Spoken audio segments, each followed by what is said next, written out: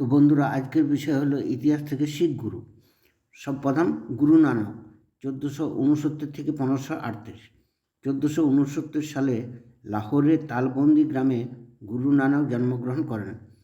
তিনি শিখ ধর্মের প্রতিষ্ঠাতা এবং শিখদের প্রথম গুরু।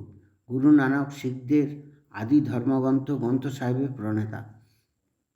তিনি বাবরের সমসাময়িক ছিলেন। গুরু অঙ্গদ 1539 থেকে 1554। গুরু অঙ্গদ ছিলেন দ্বিতীয় শিখ গুরু। তিনি গুরুমুখী ভাষার প্রচলন করেন এবং লস্কর প্রথারও প্রবর্তন করেন। গুরু অমরদাস 1555 থেকে 1574। তৃতীয় শিখ গুরু গুরু অমরদাস ছিলেন মোগল সম্রাট আকবরের সমসাময়িক। তিনি শিখ সাম্রাজ্যকে 22টি পরিষদে ভাগ করেন। গুরু রামদাস 1574 থেকে 1581। পাঞ্জাবের অমৃতসর শহরের প্রতিষ্ঠাতা গুরু রামদাস হলেন চতুর্থ শিখ গুরু। সম্রাট আকবরের দান করা জমির উপর তিনি অমৃতসরের স্বর্ণমন্দির নির্মাণ সংকল্প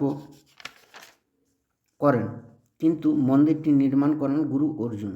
গুরু অর্জুন 1581 থেকে 1606। পঞ্চম শিখ গুরু গুরু অর্জুনের প্রধান কৃতিত্ব হল অমৃতসরের স্বর্ণমন্দির প্রতিষ্ঠা। তিনি মোগল সম্রাট জাহাঙ্গীরের বিদ্রোহী পুত্র খসরুকে সাহায্য করার জন্য জাহাঙ্গীর 1605 খ্রিস্টাব্দে তাকে হত্যার আদেশ দেন। গুরু হরগোবিন্দ 1606 থেকে 1644। গুরু হরগোবিন্দের উপাধি ছিল স্বপ্নবার্তা। তিনি ছিলেন ষষ্ঠ শিখ গুরু।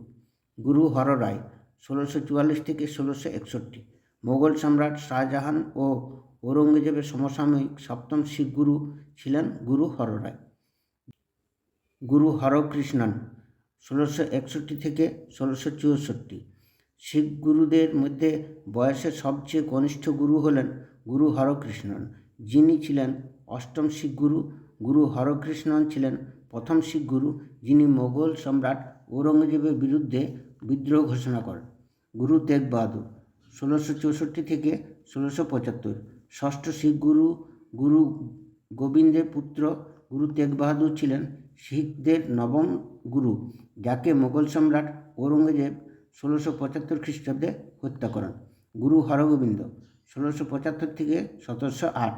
দশম শিখ গুরু তথা শেষ শিখ গুরু ছিলেন গুরু হরগোবিন্দ সিং। তিনি 1699 সালে খালসা বাহিনীর প্রবর্তন করেন। তিনি আবার পঞ্চক প্রথারও প্রচলন করেন এবং শিখ গুরুর পদ বিলুপ্ত করেন। তখন থেকেই খালসা প্রথা শুরু হয়। একাদশ শিখ গুরু ছিলেন বান্দা বাহাদুর, যিনি মুঘল সম্রাট ফারুক শিয়রের সমসাময়িক। তো এটাই ছিল এই বিষয় সম্পর্কে।